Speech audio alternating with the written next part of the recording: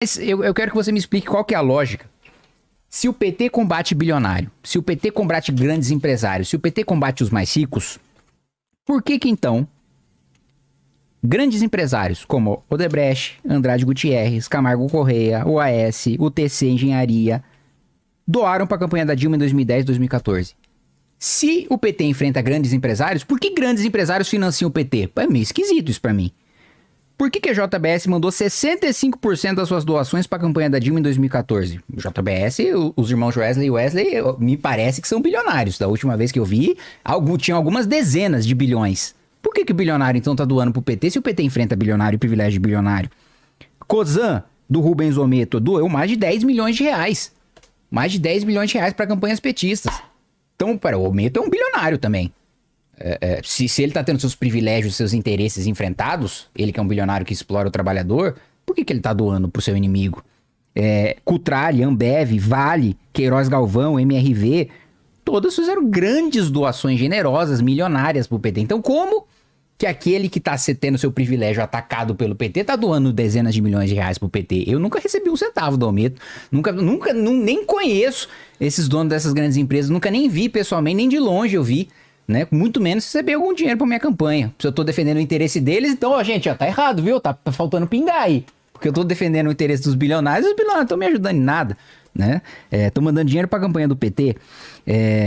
E pra fechar, essa é uma pergunta, né? Do porquê, como que o PT pode fazer enfrentamento a bilionário e são os três, né? Você são 5h40 minutos. É resposta. Eu tô respondendo já. Caramba, você a gente também. tá perdido também, né? Vocês estão perdidos hoje. Tá É a resposta. É a resposta? Então, ótimo. Então, vamos lá. Então, eu quero reforçar, né, que é uma contradição você dizer que tem esse enfrentamento a bilionário e bilionário fazer todas essas doações pro PT. Aliás, hoje, né, viu uma meia dúzia de tonto aí do MTST do Boulos, amigo de vocês agora. Antes, quando ele era candidato a presidente, ele batia no Lula. Aí depois ele sossegou, foi pra base e agora não bate mais no Lula. Agora ele é da área lulista do PSOL, né? Invadiram lá a sede do Itaú hoje e o PT também disse que enfrenta os grandes bancos. Mas o Itaú nunca teve tanto lucro quanto o governo Dilma, 110 bilhões de reais. Então, peraí, lucro, não tô nem falando de faturamento, hein, Lindbergh? Tô nem falando de... Depois que eles pagaram todos os funcionários, todos os seus gastos, todas as suas estruturas, eles embolsaram 110 bi. E esse privilégio todo? Durante o governo Dilma, eles batendo recorde de lucro. Cadê o enfrentamento?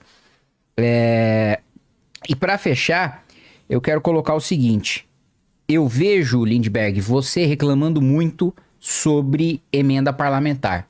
Sobre o orçamento que o Congresso sequestra do Executivo. E eu concordo com você. Para mim, emenda parlamentar não tinha nem que existir. Em país sério, no mundo desenvolvido, não existe. Não existe em Europa, não existe nos Estados Unidos. Nos Estados Unidos e Europa existe, aliás, e é chamado de barril de porco. De tão vulgar que é um parlamentar que vive de levar dinheiro para sua base.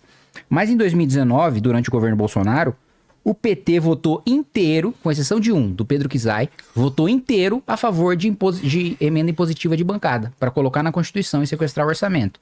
Depois, em 16 de agosto de 24, você tuitou: STF formou maioria para restringir a emenda PIX e as emendas impositivas. A decisão foi do ministro Flávio Dino para aumentar a transparência do orçamento. Parabéns, STF.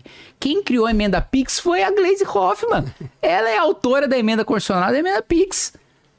Ela criou e o Aécio relator. Ela é autora, Aécio relator. E agora você critica como se o PT não tivesse nada a ver nem com a emenda impositiva que o PT votou a favor durante o governo Bolsonaro e nem com a emenda PIX, que foi o PT que criou. Só não sei como é que eu vou... Ele passou 5 minutos em vez de responder fazendo tempo. Eu respondi, né? Vocês estão me bagunçando aqui. Na hora de responder faz pergunta, na hora da pergunta responde. Mas você tem 3 minutos para réplica. Primeiro o seguinte, viu, Kim? Vamos direto aos pontos. O BNDES não é que seja um peso pro Estado, pro governo brasileiro, não. Não é o governo que está dando dinheiro. Traz dividendos para o governo federal, que o BNDES dá lucro. É um banco, ele cobra, ele tem participação societária de empresas. Então não é o orçamento nosso que sustenta o BNDES. Todo ano o BNDES transfere dividendos para o governo federal, está ajudando o governo a fechar as contas. Falar também sobre gastança. Você sabe que acusam muito o governo de estar gastando muito? E eu fico vendo o seguinte... De não cortar na carne, né? Mas cortar na carne é porque, novamente, a turma que o Kim representa, eles gostam de cortar dos programas sociais. Porque, veja, a gente tinha um déficit de 2,3% do PIB. Caiu para 0,09%. O Haddad conseguiu. Caiu para 11 bi. Foi um aperto muito grande. Por isso que eu volto a dizer, a questão agora é quem vai pagar a conta um pouco mais. A gente não acha justo que sejam dos mais pobres de programas sociais. A gente acha justo ter uma coisa mais igualitária aqui. Olha, em relação ao Itaú, o Quinto, deixa eu só te falar uma coisa. Teve um período que tinha financiamento privado de campanha. Ajudavam todo mundo, mas, na verdade, eu vivi muito no Senado aquele processo do golpe, que eu considero golpe contra Dilma. Houve uma coalizão econômica e política ali, porque queriam implantar um outro projeto. Então você citou o nome de um bocado de gente aqui, que não é verdade, que são mais simpáticos a gente. A gente já sentiu o peso dessa elite econômica contra um projeto de inclusão social. Mas doou milhões pra vocês. E vai ver do outro lado, vai ver quanto é que tinha ajudado a campanha do Aécio. Não. Era o modelo que existia de financiamento. Vai atrás do outro lado. Foi mais pra vocês. Foi. JBS, 65% foi pra vocês. Eu duvido. Tem alguém... Mostra. Ó, tem participação, tem gente dessa aqui que você citou, não quero entrar em nome, que teve participação ativa no golpe pra tirar a gente do poder. No golpe contra Dilma. Agora, vamos lá, você falou do Itaú. Então vota na proposta nossa.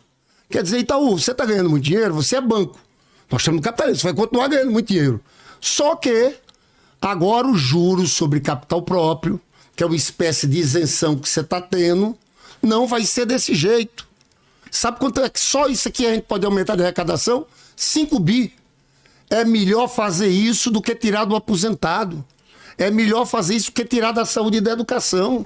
É esse debate que eu vejo. Muita gente da Câmara faz discurso para fora e na hora não entra isso. Então, esse é um ponto central. E eu quero entrar aqui já, no tempo que me falta, sobre isenção de imposto de renda. A proposta do Haddad. Olha, o Lula, Vilela, vai entrar para a história como o presidente que mais baixou o imposto, ao contrário das fake news. É verdade, né, Você sabe quanto? Não, aí você forçou a mão. Você não, eu vou te dar um número. Sabe quantos por cento dos brasileiros vão ficar sem pagar imposto? 92% dos brasileiros. Sabe por quê? Eu te digo, Vilela. Governo Temer e Bolsonaro. Quem ganhava acima de R$ 1.903 pagava imposto de renda. Bolsonaro não reajustou a tabela de imposto de renda nem pela inflação. O que aconteceu com o Lula já agora? Já está 2 salários mínimos. Quem ganha 3.030 e tantos não paga imposto de renda. Com a votação dessa anistia, dessa isenção, até R$ 5.000 e a redução de 7 mil para entre 5 e 7 mil vai ter redução. 92% dos brasileiros não vão pagar impostos. É claro que a compensação que a gente quer é o quê? Que tem uma tributação maior dos ricos. Porque sabe o que acontece? Eu falei aqui já da professora do Gari, que pagam 27,5%. Eu já falei deles. Mas é o seguinte, essa turma, nós estamos falando de 140 mil pessoas só pela proposta do Haddad que contribuiriam. 0,06%. Sabe o que o Haddad e o Lula estão querendo? Que paguem entre 2,5% a 10%, é muito pouco. Sabe quanto é nos Estados Unidos? Os mais ricos? Quanto? 37,5%. Na Europa, 40%. Então, essa é a realidade. Eu quero saber, Kim, se você vai votar a favor desse projeto. Não era a pergunta dele, era a réplica. Agora, Kim. Agora... Já bagunçou tudo. Não, mas tudo bem. Virou. Mas tudo bem, responde na sua pergunta. Você tem a terceira e última pergunta desse bloco para ele. 3 minutos para responder e perguntar. Vamos lá, Lindbergh. Anota aí pra você estar esquecendo de me responder. Emenda Pix. Vou falar sobre isso. Você criticou. Quem criou? Foi a Gleice. A Gleice estava errada? Não. A Gleice cometeu um erro grave eu vou te explicar o que a emenda é isso aí. Pix. Tá. Emenda impositiva de bancada. PT errou ao votar a favor, a constitucionalizar a impositividade dessa emenda? Eu acho que só o deputado Pedro Kizai, e eu parabenizo ele do PT, votou contra e eu acho que ele acertou. E todo o resto do PT errou. Você concorda comigo? Todo o resto do PT votou errado, fez mal. Nós somos contra isso. Eu e a emenda Pix da Gleisi é diferente. Eu vou te explicar. Não, nós quem? Porque o PT inteiro votou a favor da PEC. Menos o Kizai. Então você pode ser, não sei o resto dos seus colegas. Seus colegas da leitura passada votaram a favor. Mas agora eu preciso te responder também, né? Você colocou sobre... porque o Bolsonaro não reajustou nem pela inflação. Nos 16 anos que o PT ficou no poder, também não teve reajuste da tabela nem pela inflação. Você está enganado. Você é bom de número, aí você está enganado. Teve 1, 2 ou 3 anos que não houve. Você está enganado. 1 ou 2 ou 3 anos, a maior parte dos anos. Não é verdade. 1, 2 ou 3. Não é verdade. A maior parte dos anos. Não é verdade. De 1 para 2 para 3 é muita coisa. Não. E terceiro que... na maior parte dos anos... Eu tô dizendo a você que você tá errado nesses números. Eu vou te falar, olha... Eu peço a Mansur aí daqui pra aqui já pra levantar aqui, que é fácil levantar. E eu vou te mostrar. Claro. Não, você tem que pedir pra assessoria mesmo, tá aí pra isso. Vou te mostrar que Mas você tá errado. Mas eu vou te dizer o seguinte, o cálculo da Receita mostra que, nos governos petistas, a não atualização da tabela do imposto de renda fez com que aumentasse a arrecadação real em 600 bi, ou seja, teve aumento de imposto real de renda, e vocês colocaram 600 bi no caixa do governo, no bolso. Aí agora que vocês estão vindo com esse projeto, eu vou votar a favor da isenção? Vou votar a favor da isenção. Agora, eu acho que todo mundo tem que pagar menos. Porque você falou, porque a Europa é tanto, os Estados Unidos é tanto, e a tributação no consumo deles? Vamos cortar aqui também o do consumo para ser igual dos Estados Unidos. Claro. A tributação do consumo, você concorda que tem que ser a mesma alíquota dos Estados Unidos, a mesma alíquota e aumentar a renda da Alemanha? Né? Aí sim, quando a gente tiver produto baratíssimo e a gente não estiver assaltando metade o bolso do trabalhador na consumação, aí nós vamos conversar. Porque acho que a diferença fundamental, Lindbergh, entre meu debate, mim e você, nessa questão é o seguinte. Eu defendo que todo mundo pague menos porque o Brasil tem a maior carga tributária nos países em desenvolvimento. A maior de todos os nossos pares, entre todos os nossos pares. Inclusive os mais ricos pagam menos? Inclusive. Não vão pagar nada, já não pagam quase nada. Inclusive. Mesmo porque você falou, por exemplo, do Itaú. Aí você falou, mas você vai votar juros sobre o capital próprio do Itaú? Eu vou fazer uma proposta que você vai achar que eu sou de extrema esquerda agora, Lindbergh, para ver se de fato você quer enfrentar banco, de fato você quer enfrentar privilégio.